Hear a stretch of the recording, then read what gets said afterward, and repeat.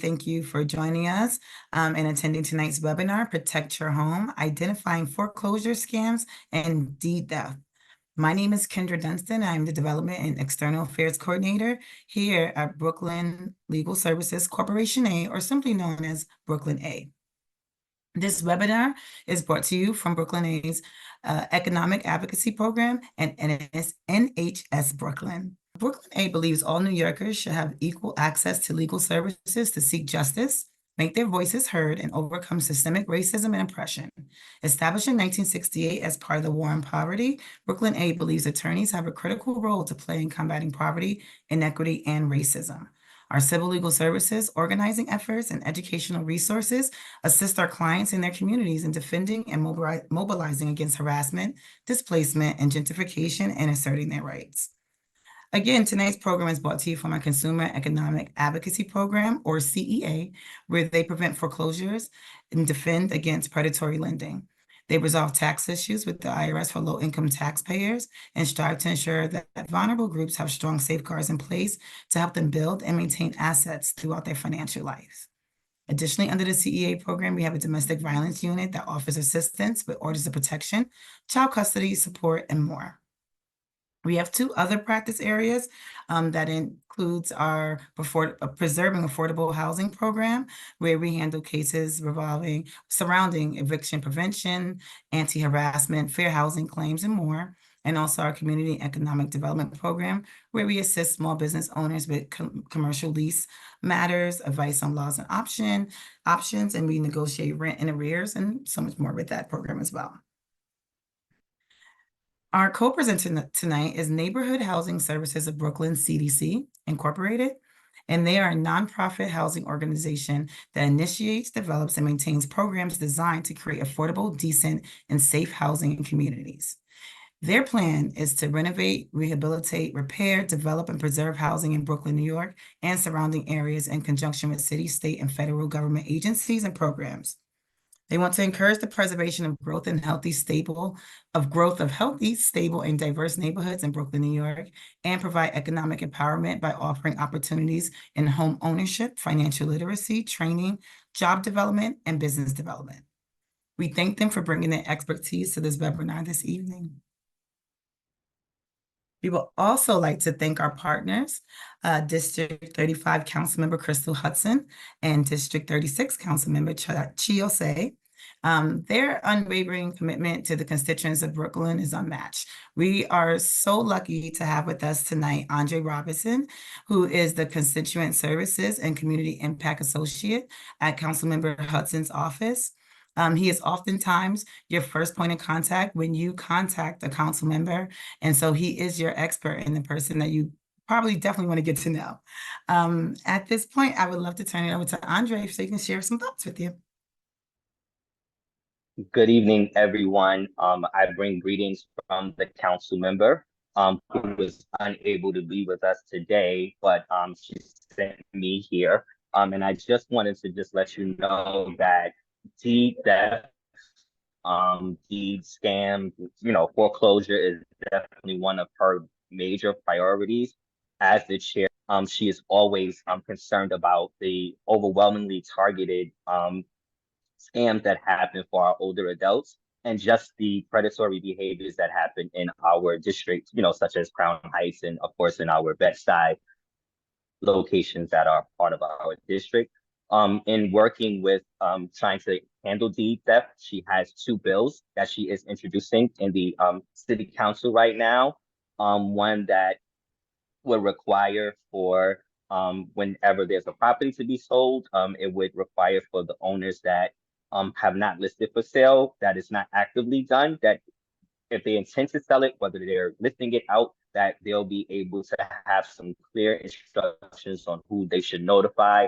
And then there's another bill that she's working on that would require for particular agencies to also be notified when these particular sales of buildings that have been owned for a very long time are being sold. So as we continue to fight in the city council on this particular issue, we are here to support you, and you can always reach out to our offices. Thank you so much. Thank you, Andre. one, thank you for your work, and then also the support that you have for Brooklyn A and the council members' support. And when we were brainstorming a topic, Councilmember Hudson was one person, one of the many people that pushed for us to do a webinar to educate the constituents in Brooklyn about deed theft and foreclosure scams. So thank you, and thank Councilmember Hudson for just all the commitment and support that you have to Brooklyn A and all the residents in Brooklyn. We look forward to partnering with you in the future too. Um, so now I would love to introduce our presenters. Tonight we have Alex Knipenberg. He is the senior staff attorney and litigation specialist here at Brooklyn A. He started as a pro bono scholar with the organization, and every day he authentically brings his passion for helping others in need to all of the work that he does. We are extremely fortunate to have him here. And we also have Angella Davidson, NHS Brooklyn's program director. Now, Angela wears so many hats, but she is also HUD certified, is a HUD certified housing counselor, and is certified in financial capability and credit counseling, foreclosure intervention, home ownership counseling, reverse mortgages, counseling, estate planning, and more. Angela brings such a wealth of knowledge to us, and we are extremely fortunate to have her here tonight. And both of them will be available to answer your questions and talk you through some common scams and deed theft issues that you may enter into, and teach you about what exactly foreclosure is. So, excuse me. So tonight, our agenda is: what is foreclosure? Who is involved in a foreclosure? What are the stages of foreclosure? Loss mitigation options, types of scams, ways to combat deed fraud, and any questions at the end. So before I turn it over to Alex, I do want to let you know at the end, we will have a Q&A session where you will be able to type your questions in the chat box, or you can raise your hand and I can unmute you and you can ask your question directly to the experts. So without further ado, I will turn it over to Alex. Thank you so much, Kendra. Good evening, everyone. My name is Alex Knipenberg. As Kendra said, I'm a senior staff attorney at Brooklyn Legal Services for Pay. I'm delighted to welcome all of you tonight, and I'm happy so many of you have been able to join us for this presentation. Today I'm going to be talking to you about the foreclosure process in the state of New York. What happens when you're facing foreclosure, how you can avoid foreclosure, and then Ms. Davidson will go into various different scams. She will discuss, how to spot those scams and what kind of scams can occur. A little bit about myself. We defend homeowners and we represent homeowners in foreclosure proceedings before a court case even starts and during the court case. We represent homeowners in settlement conference and litigation, and we also do bankruptcy work. And the primary goal of our bankruptcy work is also to stop any foreclosure proceedings in state court and to assist people to save in their home. So what is foreclosure? So in New York, foreclosure is a judicial process.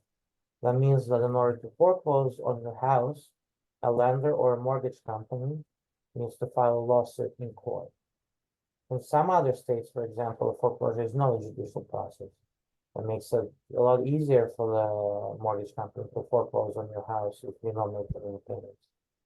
And in some other states, if you're not making any payments, the lender can just go ahead and put your home for an auction and sell it. However, in New York, they have to go through court if they're doing this. And by going through court, it affords you a lot more defenses and generally takes more time. And in general, you will have more options to settle your case. So the foreclosure process is a process where a mortgage lender files a lawsuit against you, the borrower, or the homeowner, for the balance of the home loan, if you stop making payments. And until the foreclosure process is finished, you have the right to remain at home. You don't need to leave the home at all until the judicial process is over. And obviously, during the judicial process, you can always seek different loss mitigation options, which we'll discuss later, try to settle your case, and, not let the foreclosure process. Next slide. Thank you. So it's important to talk about some of the definitions, about who's involved in the foreclosure process, who those people are. When the court case starts, obviously, a lot of the time, you're not sure what you're supposed to do, what's supposed to be done, and so on. So the homeowner and the borrower or the defendant is the person who's being sued in foreclosure. So if you borrowed some money and then the mortgage wasn't paid, the lender will start that case against you. They're not always the same people. For example, there could be different people. An owner and the person who took out the mortgage, there could be different people. That's possible. The lender will name all potential defendants in the foreclosure suit. So even if you're the owner but you didn't sign the mortgage, or you might be helping out your family, so you sign the mortgage, but you don't reside in the house. Anyone can be a potential, borrower defendant. A process server is someone who serves you legal papers when a foreclosure case begins. So generally in New York, they have to serve you in person, however, there are exceptions to that. Until you're properly served, the lender cannot move with a foreclosure case. They have to try to serve you where you live. They don't always have to serve you personally. For example, if both, a husband, if someone else resides at your property on a permanent basis and they're part of the family, they can be served on your behalf. Additionally, if you try to avoid service and if the lender has tried to serve you various times and were not successful, it's possible to do something known as a nail and mail. So if they've tried to serve you 3 times, not be answered, then it's proper for them to nail the complaint to your, where you live. And they also have to mail the complaint by certified mail to your address. And that will count as service. But that only works if they've tried to serve you many times and they were not successful. When the mortgage case starts, the mortgage company will be represented by lawyers, always. And, if you go to court, those are the lawyers that you go to meet in court. And, there are attorneys who represent the mortgage company. There's some good attorneys, there's some so-so attorneys, but, in general, they will do what the mortgage company wants them to do. If you are attending your court dates, the first person you're going to meet in court is going to be the referee. In New York, all the foreclosure cases first go into what is known as settlement conference. Those are mediation sessions where you try to settle your case, usually by law modification, but sometimes there are other avenues available to you when you try to settle your case. And the referee is the person who is in charge of those settlement conferences. You and your lawyer on one side and the mortgage company attorney will be on the other side. And, you will try to resolve your case one way or another. And the referee is there to make sure the process is moving along and, that both parties are working towards settlement. Only if you cannot settle the case will it go to the judge, who is the next person up here. So if the referee thinks the case is impossible to settle, or, the referee thinks there are too many issues and the settlement is just not an option, then the referee will release the case from settlement conference. And at this point, it's going to go to the judge. And, the litigation process that you often see, like in the movies and TV shows and stuff. There are other, parties that are involved in the foreclosure process. You might think the judge does a lot of work, but, from my experience, someone like a court attorney might be the most important person as opposed to the judge. Oftentimes, court attorneys, deal with all the cases when it's released to the judge. Once the case is being litigated, oftentimes they're the ones who are actually writing the decision, and then the judge, signs it after they read it.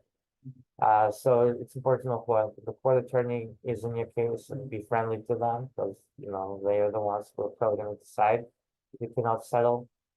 It's also important to know the difference between a lender and a mortgage servicer. Nowadays, very often, when you take out a mortgage, it's almost immediately sold to somebody else. You might go to a regular bank, buy a house, take out a mortgage, and then a week later, this bank is going to sell the mortgage to some investor. That's perfectly legal and happens very often, but it's just important to know that oftentimes banks don't own mortgages. Oftentimes, some investor or some trust buys them, and on their behalf, there's a mortgage servicer who works, and the mortgage servicer works for that investor. The mortgage servicer accepts your payments and gives it to the investor. But generally, the mortgage servicer doesn't own your mortgage. They just process the payments, do all the work like loss mitigation work and things like that. Next slide, please. So what happens when you fall behind on your mortgage payments? Obviously, I hope that no one has to go through with it, but as we know, especially during COVID, a lot of people lost employment, and we are seeing that a number of foreclosures are increasing a little bit. So it's important to know what happens once you fall behind the payments. So if you don't make payments within the month that you're supposed to do, and the next month starts, the mortgage company will start contacting you to see, about what happened. They will, talk to you, offer potential resolutions, but what they want is for you to start resuming making payments. And if you continue not making payments, eventually the mortgage company will start sending you various different notices.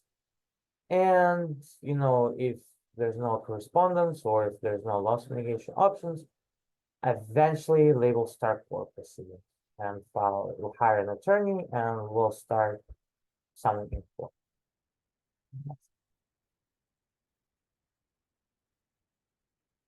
Thank you. But it's also important to know that before any court proceedings can start, there's a lot of different requirements that mortgage servicers or lenders need to comply with. There's a lot of pre-foreclosure requirements, and if they don't comply with them, they cannot maintain their case. Oftentimes, these requirements are not going to come up until the case is litigated, but if you can prove that there's something that the mortgage company did not comply with before starting the foreclosure case, you can potentially dismiss your case. It's important to know those requirements because, again, if they don't comply, it's a very good defense that you might have in court. And then also, might lead to a faster settlement if you want to keep your house a little longer. For example, one of those requirements is the special 90-day notice that lenders have to send to homeowners before a case can start. This notice must, use the exact language that the statute says must be used. It has to be sent to you by both certified mail and first-class mail. It must also state a bunch of other things, for example, the days that you're behind and how much you owe on the mortgage, and the date by which you can pay it off and reinstate your mortgage if that's what you choose to do. And one other thing that it has to state, it has to list at least 5 housing counselors in your area that can help you, avoid foreclosure. And for example, Ms. Davidson works for one of those housing counselor agencies, NHS Brooklyn, and they do tremendous work. And they're very important, if you're behind a foreclosure, because they have some tremendous knowledge. It's good to reach out to attorneys, to help you, if you're in foreclosure, obviously we know all the legal things. But housing counselors are also experts in their field, and they know what they're doing in order to help you best if you want to settle your case one way or another. If this notice is deficient in any way, then you can potentially dismiss your case. For example, if we only, it might seem like weird and unimportant, but like if we only attach 4 housing counselors instead of 5 that serve your area, you can dismiss your case. Or if they have, incorrect information, you can dismiss.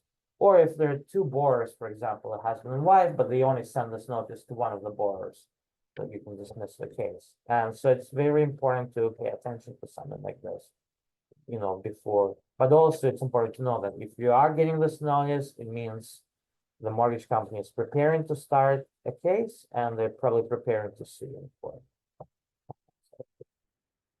And so what is the next step in the foreclosure case? You get this notice, you didn't really know how to proceed, maybe you reached out to someone, but if you still haven't settled your case, they will, the mortgage company will hire attorneys, and they will file a summons and complaint in court. And the filing summons and complaint is what starts the foreclosure proceedings. They will get an index number, and that index number, it's publicly available. And, after they serve this complaint in the court, they will have to serve it on you. And we discussed previously, what the process serving does. Generally, if you do find yourself facing foreclosure, you'll receive a large, big stack of papers. A lot of it is in legalese, a lot of it is very hard to read and doesn't really make, sense if you're just a lay person. Just know that if you do receive a large stack of papers, either by mail or by process server or anyone, just reach out to someone right away, because there's a lot of free help available. There are a lot of free legal service providers. There are a lot of housing counselors who will be more than happy to assist you for free as well. Our job is to help you and assess your situation. And, we notice a lot of times that you can be shy and not reach out to someone, or you might be very stressed because you don't know what to do. But it's best not to stick your head in sand like an ostrich, and just reach out to someone, because we're here to help you and to assist you. And even if we can't resolve your case, we can provide you with some good advice to see what the potential best solution is. If you're served with a summons and complaint, it's extremely important that you file an answer. The answer tells your side of the story. The answer, maybe like we talked about this notice, maybe the bank didn't serve this notice on you. That's a good defense. Maybe the bank, mistreated you before, you had a loan modification, you made payments, but for some reason they canceled it. It's important to file and give your side of the story to the court, because if you do not do it timely, you might not be able to bring it to court. And a lot of people don't realize it, but you can't just wait a year, and then even if the lender mistreated you, well, you waited a year, you can't file your answer now. You can't use your defenses now, because there's time limits in court, and the court is not gonna care unless you have a really good excuse that you didn't file it on time. Sorry, I lost my track. Oh yeah, so if you don't file an answer, then the court can grant default judgment against you. Default means it's just a lot easier for the lender to foreclose on you, and you don't want that to happen. And the answer also gives you a way better chance at settlement, because if the lender sees that you have a good answer, they might be more than willing to just give you a loan modification and, for you to stay. Next slide, please. So settlement conference. Previously, when I discussed, the important people, I mentioned the referee, and the referee is the one who presides over settlement conferences. And then when foreclosure case begins, as long as you or your attorney go to court, the first thing that's going to happen is you going to the settlement conferences. So this settlement conference, it's a meeting scheduled by the court for the borrower, you, the homeowner, and the lender, just to discuss the case and see if it can be resolved amicably before any litigation begins. During this time, you can try to settle, usually by applying for loan modification, but there are oftentimes other settlement options available that can be used. And if you get a loan modification, if you settle, or if you resolve your case one way or another, that's it. You don't have to go to the judge. The case will just be discontinued, and that's it. All you will have to do is go to those settlement conferences.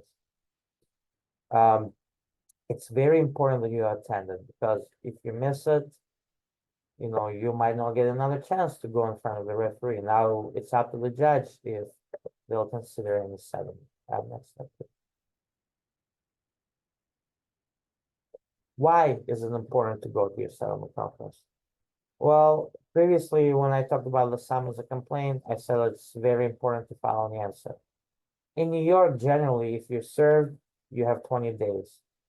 And, I'd say 99% of the time, homeowners don't file their answer in 20 days after they're served. You know, a lot of people don't know what the law is. People don't have an attorney just there helping them. But fortunately, in New York, there's an exception for all foreclosure cases. As long as you attend your first settlement conference, you will get additional time to file that answer. And if you attend your first settlement conference, you will get 30 days after your first settlement conference.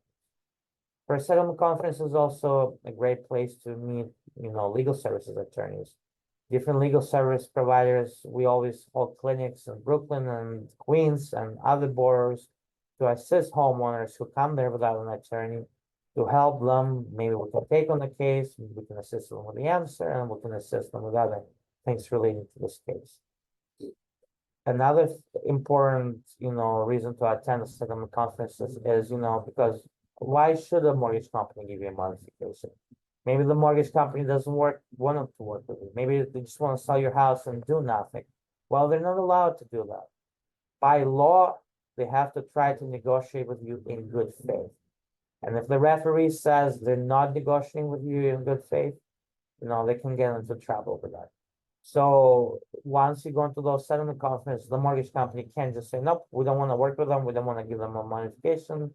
No, they're not allowed to do that.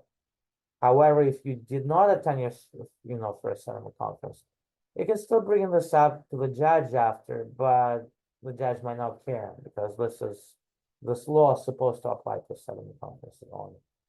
So just to sum it up, is very important that you attend your settlement conference, and it's very important because you can meet an attorney there. You'll get a second chance to file an answer, and you know you can try to settle it. Next slide, please. You know, to jump ahead a little bit, as I said previously, if you settle your case in conferences, let's say you're done, you don't need to do anything else. However, if you are not able to settle, then it's released to the judge and the litigation process will start. Your answer will matter at this point, and your defenses will matter.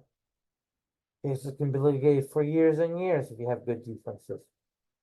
Case might go to trial, or you know, you might even win and dismiss it on one way or another. But you know, if you don't really have any defenses, eventually, depending on if you filed an answer or not, the lender will get either default judgment or summary judgment. And if they proceed with the case, eventually the home will be put for an auction. The auction is, you know, the final stage of the foreclosure case, where your house will be sold at the public auction, and then, you know, that money will be used to pay off the lender. You can settle your case at any point before the auction, you know, and even if, you know, you did absolutely nothing, you know, you were stressed, you didn't know what to do, you didn't know where to seek help, and now you get a letter that you have an auction in 1 month, you still have time to save your house. You know, if you have the money to pay the mortgage, or if you have enough finance, if your hardship change, you always file bankruptcy to stop an auction and try to settle your case in state court. You can also, you know, file an order to show cause to try to stop the sale. But you need to be aware that, you know, you can't just be going and filing bankruptcy just to stop the sale. You have to have a plan in place on what you're doing with this. Next slide, please. And, you know, one other thing that we're going to talk about are different loss mitigation options that are available to you, both in settlement conferences and bankruptcy and anywhere else. You know, as I said, most often in the state court, what you do is apply for loan modification. A loan modification allows you to submit all of your financial information to your lender, and then if you qualify, they will change the terms of your loan. They could change the interest rate, they can change the maturity date of your loan, but basically you'll have a new loan and new payments that you're making to the mortgage company now. There are often different funds available or different grants to homeowners. I mean, during COVID, we had homeowner assistance fund, which unfortunately expired. Sometimes there are other programs and grants available to homeowners, and Ms. Davidson and I are always on the lookout for them. Right now, if you're only behind a couple months, you can apply for HRA one-shot deal. see if they'll give you money, towards the loan, and that can happen. So those are some of the options that you can have in state court when you're, when you're in settlement conference to try to settle it. Next slide, please. And, there are also options available if you cannot afford to pay your mortgage anymore. There's equity in your home, you can always sell it. And, if you do know that you cannot afford to make any payments, it's better to sell it earlier, because every month that you're not making any mortgage payments, interest accumulates on your loan. And you don't want too much interest to accumulate because you keep losing equity in your home. So it's best to sell early just so that you can walk away with the most amount of money. You can also do a deed in lieu or cash for keys. That means, the bank will just give you some money, and in return, you'll agree to the foreclosure process. A lot depends how much money they'll give you, depends on, how good your defenses are. The better your defenses, the more money they will give you. It's considered to be relocation money.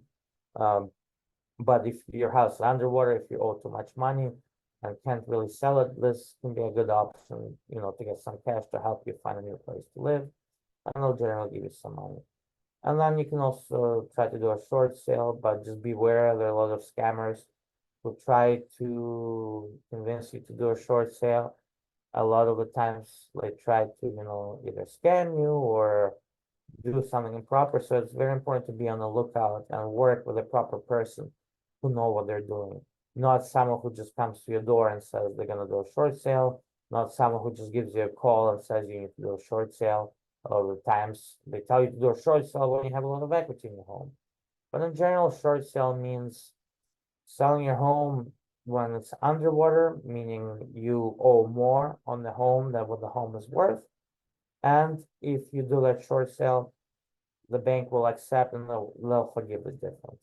But again, just to reiterate, it's very important to know who you're working with. And, those are various different loss mitigation options that we have in court, but obviously there's always some that come up and are more available. So this is my brief overview of what a foreclosure process in New York looks like. I appreciate all of you listening. I will turn it over to Kendra now and then to Ms. Davidson, who will talk more about scams. But I will also be available here at the end of the presentation if there are any questions. Thank you so much. Yes, thank you, Alex. Thank you for going through that so eloquently. And again, and just to reiterate, Alex will be available at the end of the webinar to answer any specific questions you may have directly for him. And with that, I will be turning it over to Ms. Angela Davidson from NHS Brooklyn. Thank you. Good evening, everyone. Thank you, Ms. Kendra, for such a nice introduction. I want to thank Brooklyn Corp A for this partnership tonight, along with the elected officials who made this possible.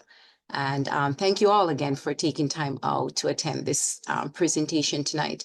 And with that, I am going to speak on some aspects of scams and deed theft that we're seeing in our communities. And we know they target people, especially when you're facing foreclosure. Especially if a summons and complaint has been filed, it becomes public knowledge and everyone come knocking on your door. So we want to make sure that everyone understand what some of these scams are and frauds, and understand that, you don't go around signing documents unless you know for sure what you're doing. So we'll cover them. So we'll move forward with next slide. According to Douglas Elliman, over the last quarter one of 24, we have seen the average sale price in New York is 1.1 million, right? 1.1 million plus, with the median sales price at 950. So Brooklyn has great stock, and we want to make sure that people are able to hold on to their equity and their legacy that we're passing on to the next generation. As the slide shows, the average sale price for 1 to 3 family homes was 1.391 million in fourth quarter of 2023. So we see that the price is continually going up each quarter. So, of course, fraudsters know this as well and target us when we are facing foreclosure. Okay, so we're going to look at what is deed fraud and what is scams. Excuse me. So deed fraud and scam occurs when someone files a transfer of one's property without his or her consent, or when someone mistakenly signs over their property because the homeowner was tricked in the transaction. Right, so you want to make sure any documents you're signing, you want to read it. I always recommend getting a second and third person to take a look at those documents. I would say attorneys, but we have seen that some attorneys are part of this fraud and scam. So we want to make sure anyone you're working with, you want to make sure that they are trusted people, people that you can trust, because deed theft and scams are real. And as we see, fraudsters, they often target the most vulnerable citizens in New York City, which are our senior citizens. Another fraud scam is counterfeit deeds. These are often used to commit other fraudulent activities, such as obtaining a mortgage. So setting up phony short sale or renting properties that are in foreclosure, right? So sometimes someone is facing foreclosure, they're not living in the premises, but these fraudsters go ahead and take over the person's property and rent out these properties, although it's not theirs to do. The way they do obtain the mortgage is have you sign over your deed. And once the home is in their name, then it's easy for them to go out and obtain a mortgage. The sad part about that is when they go out and take a mortgage, even if you take them to court and you're able to get your deed back, you are still left holding that mortgage and having to make a mortgage that you're probably not financially able to do so. So you still end up losing the home. So it's really important to understand when people come to you, make sure they're genuine people and people that actually are representing your best interests. Deed frauds also can occur when homeowner receives money for the transfer. So usually the money that someone gives you is way less than the value of your property. An example of that is someone coming to you and saying, all right, I can help you out, right? I am going to get your loan modification. They have you sign documents. You're not realizing that one of them is a deed. The minute money exchanges hands, it's deemed that you understood what you're doing. So by you taking money, you're selling your deed. And that's how the courts look at it. So please, if you even are thinking of working with someone, do not take any money from them. If they try to force this money on you, that should be a red flag to say, why do you want to give me money? That you should take that money and pay the mortgage, if anything, right? Don't give it to me. I don't need it. I need my mortgage to be paid and brought current. So whatever you do not take money because it's deemed that you know that you're selling your deed. Some common types of deed scams.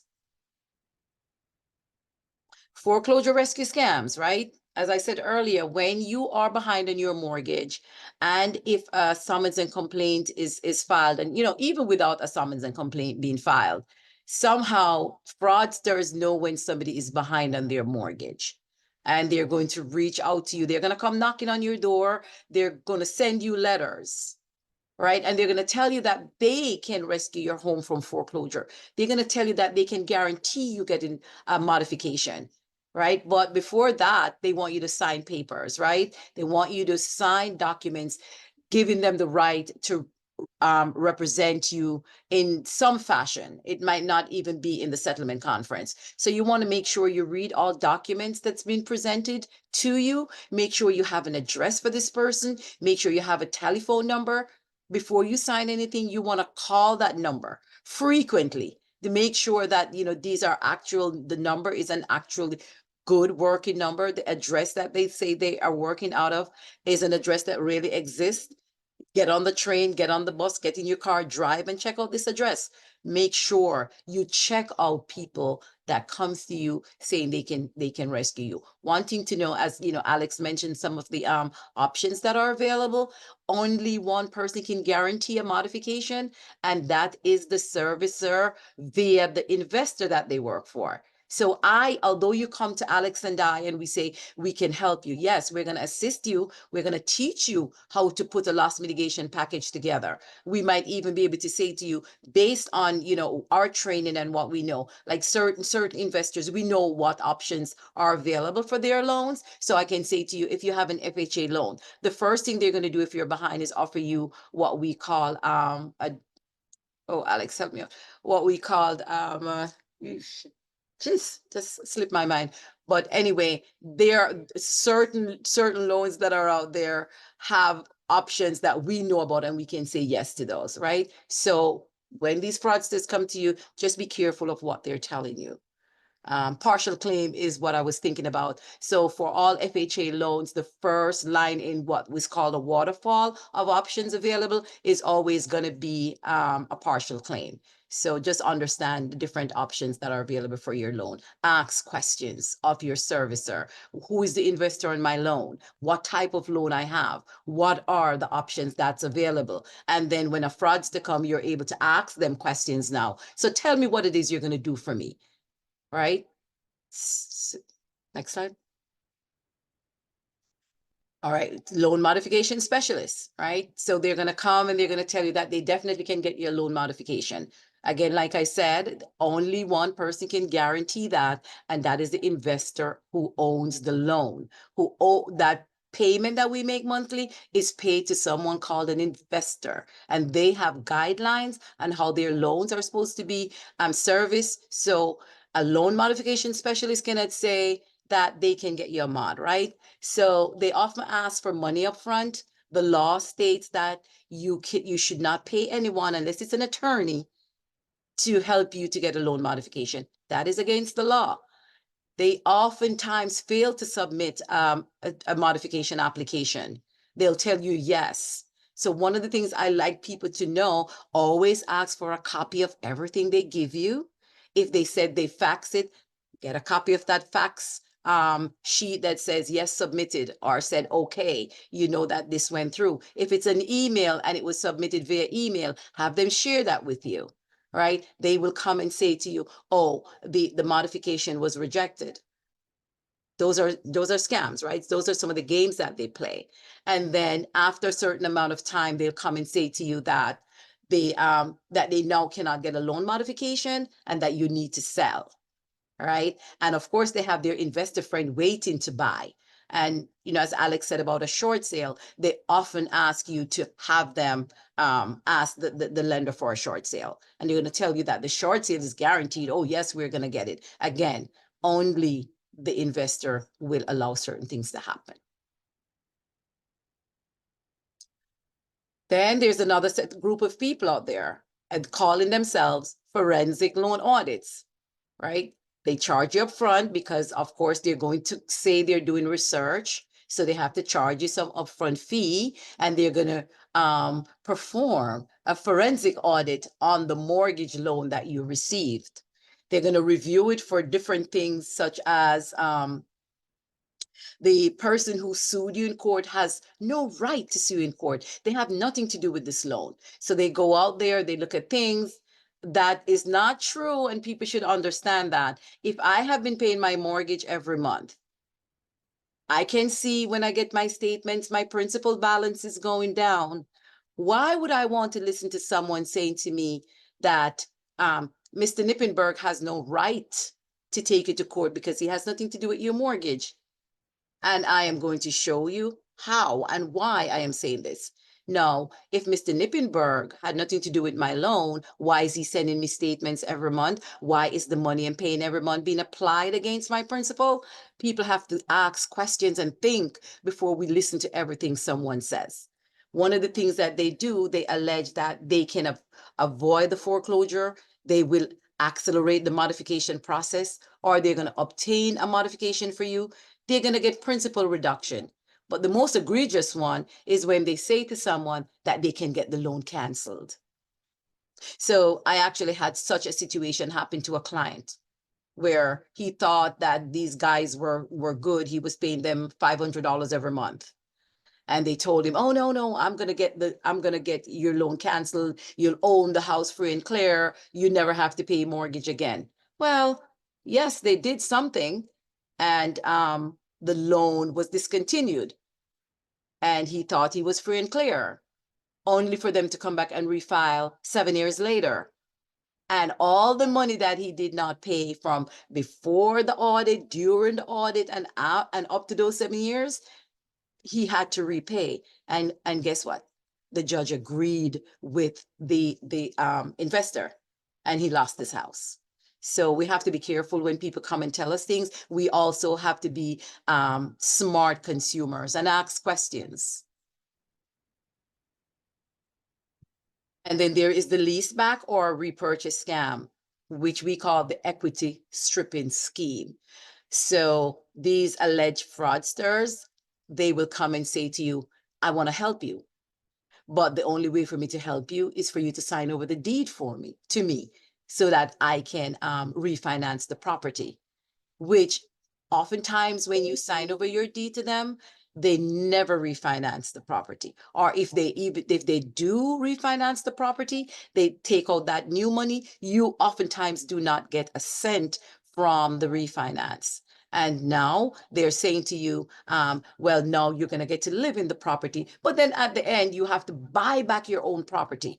They took out a new mortgage on the property, and you have to buy back your own property, which is a fraud. You could have done it. You could have gone and refinance yourself if you weren't facing foreclosure, right? If a mortgage is in foreclosure, you cannot refinance. So think of how they're doing it. How can they get a refinance if you, the homeowner, could not get one, right? So they all have their friends and they work together. So just be careful of that. Renting back your own house, they never ever sell it back to you. And we hear about the home repair scams, right? So you come into the home and you promise all this nice stuff. You're going to repair my house nicely. You're going to do all these things. Make sure you get a copy of their license. You want to make sure you run the license to make sure it is valid and active. And you want to get a copy of their insurance, right? Because they have to have insurance, licensed and insured. You want to make sure you have those things, because when these contractors come in and they do not do the work proper, that's the only way you can go after them. But wanting to bear in mind, and we have seen this in the work that we do, is that they'll give you a stack of paper, and they're giving you certain pages and say, sign here, sign here, sign here. And if you're not someone who read and asks questions, you can end up signing over your deed. I had a client, yes, we got to give some stories, right? Although she didn't lose her deed, what happened, they had her sign documents that did not match the documents that they gave to her. And before she knew it, they had taken out 2 credit cards in her name and maxed out those credit cards.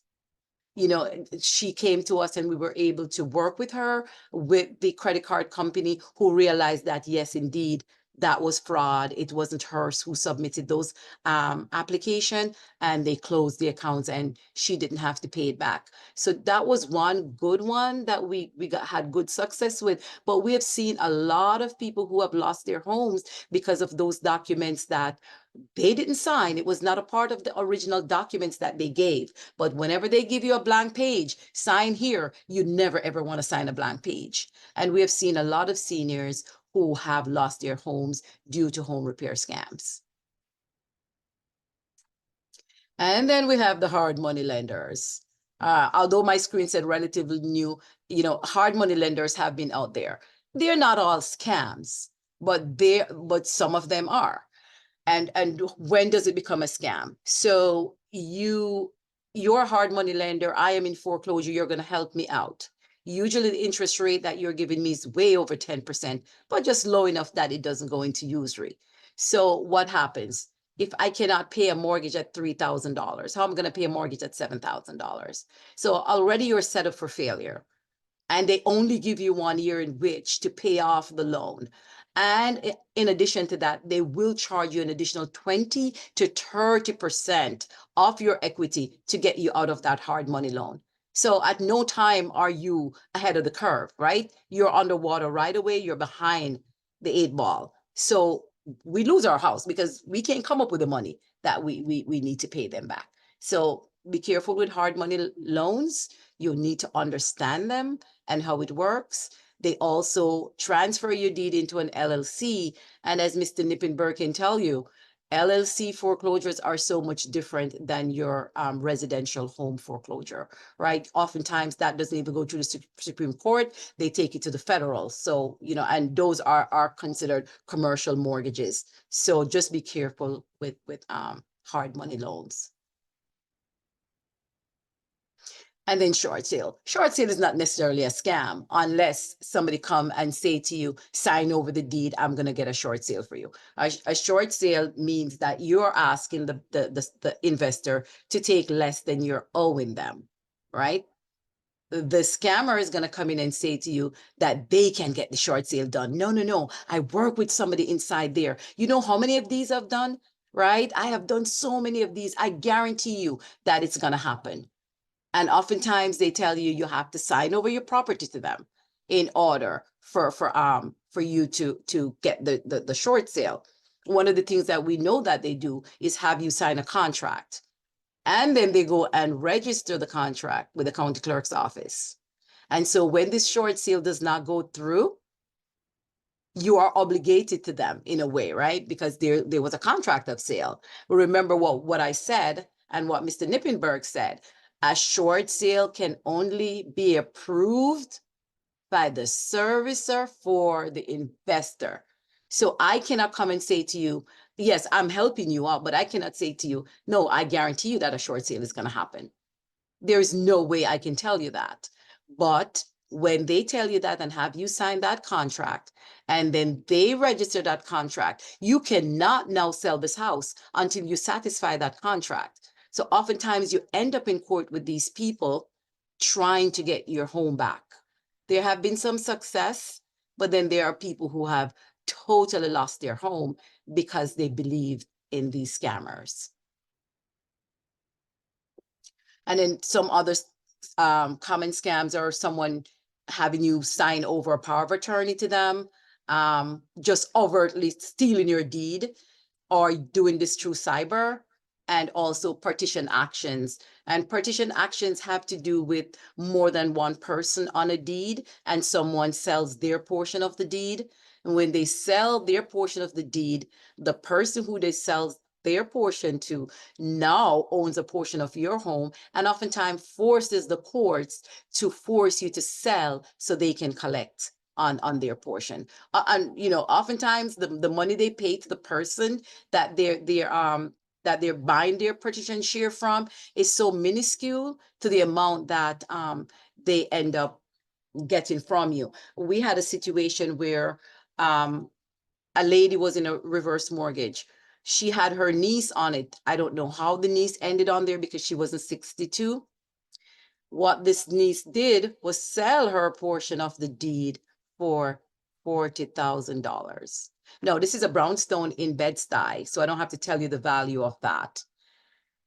These fraudsters took the family to court, and the courts agreed with them. Although they allowed the lady to stay in there until, you know, whatever happens, is it death or something takes her out. And then after that, the family either has to pay them $500,000 or sell the property and pay them that $500,000. You only paid $40,000, but you're getting $500,000, you know? So we just have to be so careful. So if there are more than one family member on a deed, please let's work together and you know, try to see how we can save this. This is our life's equity, and this is our legacy that we want to leave for our families. So the law has some ways to combat deed fraud. I'm not going to read all the laws. I'm just going to tell you what the laws protect. So for example, there's one that it protects you from foreclosure, right? There's the landlord-tenant proceedings. If you've lost your house to foreclosure, they have to take you through landlord-tenant proceedings in order to get you out. Or if there is a situation that you're saying that this was an unfair foreclosure, until the investigation ends, you're protected by our PL 756. And then we have the other law that it created a rebuttal to the presumption that the deed transfer was fraudulent after a conviction or for deed theft, right? So if someone stole your deed and then they're convicted, that law protects you while all of this is happening. And so you can get your deed back. And then there is the law enforcement agency that can file a motion to void a deed theft. And PLR 6501B allows the DA or the AG to file a notice of pendency if probably cause of a crime committed that affects title, if it encumbers your title, or someone takes possession of your real property. And then we have the HEDPA that came in to protect target foreclosure rescue scammers. That law came into place because we had a lot of foreclosure rescuers and high cost loans. So this law can target those foreclosure rescue scammers and can convict them. It presumes that the consumer has a private right of action, meaning you have to go through the courts to get settlement or for your case to be heard. It mostly focuses on equity-based transaction. It covers contracts that includes real property, equity purchases between business and investors, and equity seller, you, the homeowner, at the time of the sale. So if you feel like as a seller, you did not have the proper directions, this law protects you that your property doesn't go to the fraudster, but comes back to you. And this continues with these are still the same laws going forward, transferring during pending foreclosure and promising that they're going to give it back to you afterwards, right? They're only taking it to help you out. And the equity purchase, yes, good, that's fine. And then distressed property consultants must disclose that they're prohibited from doing certain things in their advertising.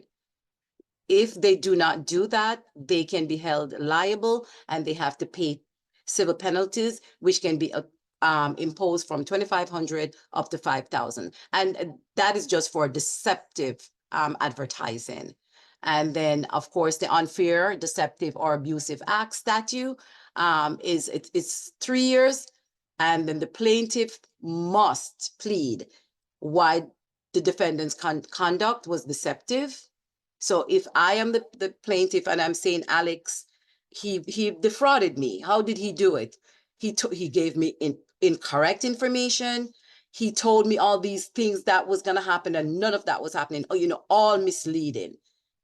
To me, I am the supposedly reasonable consumer, because remember, this is not my field. So I'm relying on an expert to be honest with me, and he wasn't honest with me. And so the law can hold him for the unfair, deceptive, and abusive acts.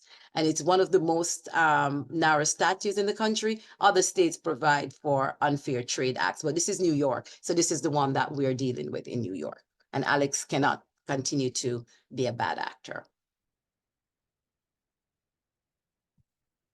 Okay, and I spoke briefly about the heirs, like if there are more than 1 or 2 people on a deed, if somebody say they buy a percentage of someone's deed, this law protects the others from losing their home because of deceptive practices by this person who came and bought a percentage of someone's home. It means that they have to go through the same requirements as someone facing foreclosure. They get their day in the settlement conference, and they get to argue why what was done to them was unfair. And it comes with them having to get appraisals to show the value of the property. That's what the appraisal requirements, the courts will force an appraisal to be done to show the value of the property. And so they can come and tell you, like, there's $500,000. 20% of the value is what you are entitled to. Only remember, money exchanged hands. And so that's somewhat fair, although we don't agree. And then the banking law states that you cannot issue a residential mortgage without a license to do so in New York State. So if somebody comes to you and tell you, oh, Jim Brown over there, my friend, he's going to give you a mortgage. Be very careful. You want to make sure that you see their mortgage license. You make sure you know the company they work for. Again, call those numbers. Visit the location that is on their business card to make sure that such a company exists. Call the Better Business Bureau. Call 311. Call everybody. Call your elected official. Do work to make sure that what somebody's saying to you is actually true. And then these laws will for civil penalties, criminal penalties, and liquid damages for violating Section 598 of the code. Right, that comes to the end of my presentation, and I will turn it back over to Ms. Kindra. Thank you so much. Thank you, Miss Angela. That was amazing information and a lot of information that you've given us tonight.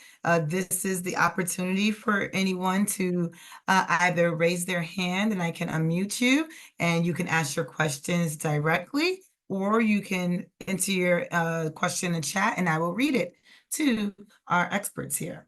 And we have our first question coming from B. Casimer.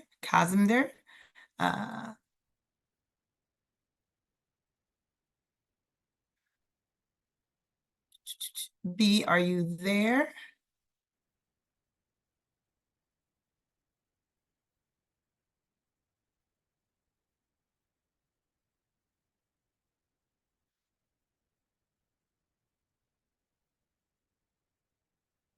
B, you will have to unmute if you would like to ask your question.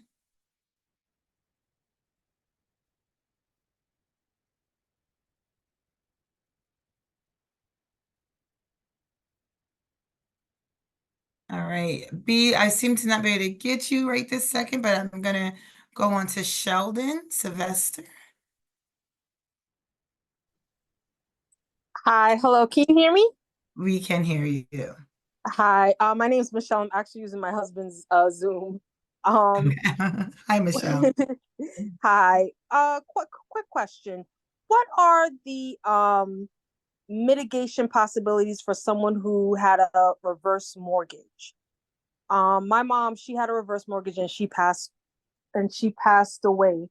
So I'm just wondering what sort of loss mitigation can you do with a reverse mortgage?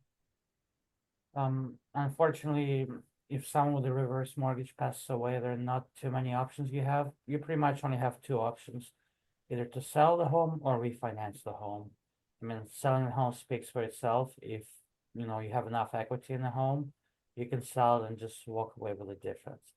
If you want to keep the home, well, it also depends how old you are. I don't want to assume how old you are. But if you're below 65 or 62, then your option is to refinance. The deed has to be in your name. So like if you have a lot of siblings, for example, you have to resolve your estate issues first before you do anything. Then, because you're not the one who, fell behind, you can try to refinance, but refinancing will be basically like taking out a regular mortgage. So you'll take out a regular mortgage, pay off the reverse mortgage, and start making regular mortgage payments again. If you were above 62, then there's a math formula that we can do, but you can take out another reverse to cover the previous reverse. But it'll involve a bunch of math, how old you are, how much is owed in the first reverse, etc., and how much equity is in the house presently. Do you want to add anything, Angela? You got everything. Does it make sense? Yes, it does. Thank you so much. And if there's no foreclosure case or anything, because usually once they find out, they'll start the case pretty soon. I think you're more than welcome to reach out to either of us if you have any further questions. Okay. I want to add one thing to that piece that Alex said about if they haven't started. Remember, depending on the type of reverse mortgage she has, hopefully it's the one called HECM. So you have 1 year in which to let them know that you're doing something, and they cannot start foreclosure while you're letting them know that you're doing something. So it's an initial 6 months. Then you can ask for an additional 3 months, an additional 3 months. And I've seen, people in the home for someone who has passed for 5 years later. So, but you want to make sure that, you know what your rights are. And in case they decide to file on you early, as I have a client who just came to me this week and they just did that, file on them after 3 months. And that's not right. So reach out if that happens. Okay. Thank you so much. Thank you, Michelle. We appreciate your question. Okay. All righty. Is there any other questions this evening? We'll give you a few moments to type or raise your hand.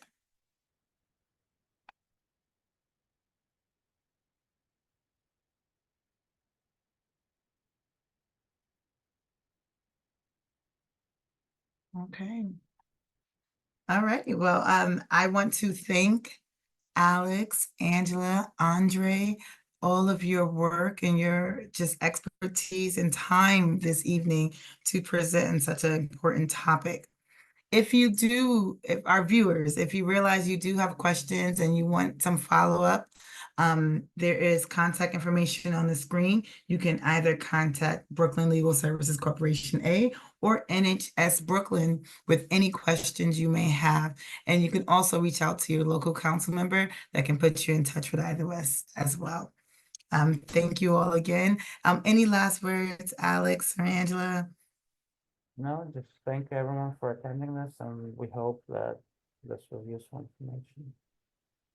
Yes, I echo Alex. I want to say thank everyone for coming on and listening to us tonight. And just one thing, I just want people to remember, do not suffer in silence. If you have an issue, reach out to your elected officials. They always know where to refer you. Again, Alex and I are on here tonight. Reach out to your trusted community partners. There are other trusted community partners in every community. So you want to make sure that you reach out to someone. Do not suffer in silence. Not speaking is not going to save your home, but speaking can definitely help you to save your home. Thanks. Thank you. Very good advice. And for me, I know that, I know all the language. So to have experts that do at our fingertips is really valuable. And thank you, Andre. He has dropped his email address and phone number into the chat. So if you have any questions that you want to reach out to Councilmember Hudson with, please contact Andre. He's there and to be of service of you. And thank you, Andre, for being on the call today as well. Without further ado, I want everyone to have a great and safe evening. And please look forward to an email that will contain a link to this recording and hopefully be able to join us for our next webinars. Have a great evening.